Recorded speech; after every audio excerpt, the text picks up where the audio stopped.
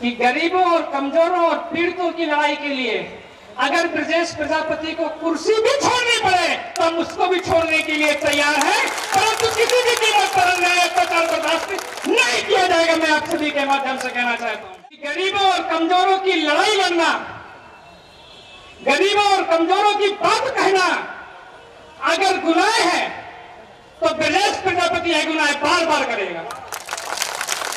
और जिसके अंदर जो ताकत हो वो ब्रजेश प्रजापति का करके दिखाए। मैं आप सभी से के माध्यम से कहना चाहता हूं, गरीबों और पीड़ितों और कमजोरों की आवाज को दबाया नहीं जा सकता है, उसको मिटाया नहीं जा सकता है।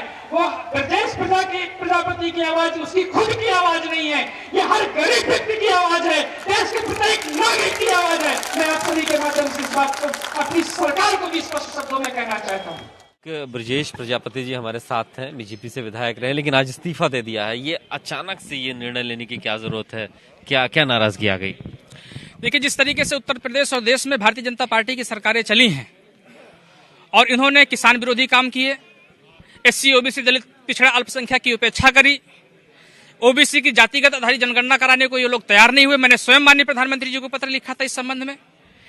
जो भर्तियां हुई उत्तर प्रदेश में उसमें आरक्षण की अनदेखी हुई, चाहे वो बेसिक शिक्षा का मामला रहा हो चाहे अन्य मामला रहा हो। मैंने माननीय मुख्यमंत्री जी से भी और बेसिक शिक्षा विभाग के मंत्री जी से स्वयं मिलकर के बात किया था इस संबंध में कि इसमें गड़बड़ियां हैं, इसको ठीक करने की आवश्यकता है। नहीं सुधार हुआ, किसानों के विरोध में काम हुआ, रोजगार को लेकर के कोई काम नहीं हुआ।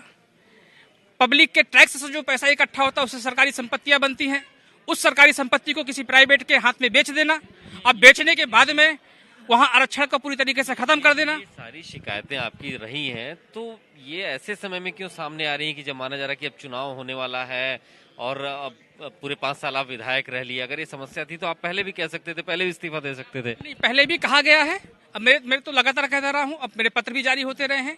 और चूंकि निर्णय तो समय पर लिया जाता है और आज उचित समय था तो आज निर्णय लेना आवश्यक था। आपने चिट्ठी में लिखा कि स्वामी प्रसाद मौर्य जी के साथ आप हैं, अभी और कितने लोग हैं साथ में? हम जैसे बहुत सारे कई माननीय विधायकगण हैं, माननीय मंत्रीगण हैं जो माननीय स्वामी प्रसाद मौर्य जी के साथ हैं, उनको अपना नेता माना जा रहे हैं। क्या राजनीतिक ठिकाना होगा? ये निर्णय नेता को करना है। हमारे नेता माननीय स्वामी प्रसाद मौर्य जी है, जो भी वो निर्णय लेंगे उस निर्णय के हम लोग साथ में हैं। बहुत शुक्रिया हमसे बात करने के लिए। तो ब्रजेश प्रजापति के साथ और भी कई लोग हैं, ये उनका कहना है। और उनका ये भी कहना है कि बहुत से ऐसे लोग हैं जो उनके साथ में आना चाहते हैं और जल्दी ही लोग इकट्ठा होकर के कोई एक बड़ा निर्णय लेंगे।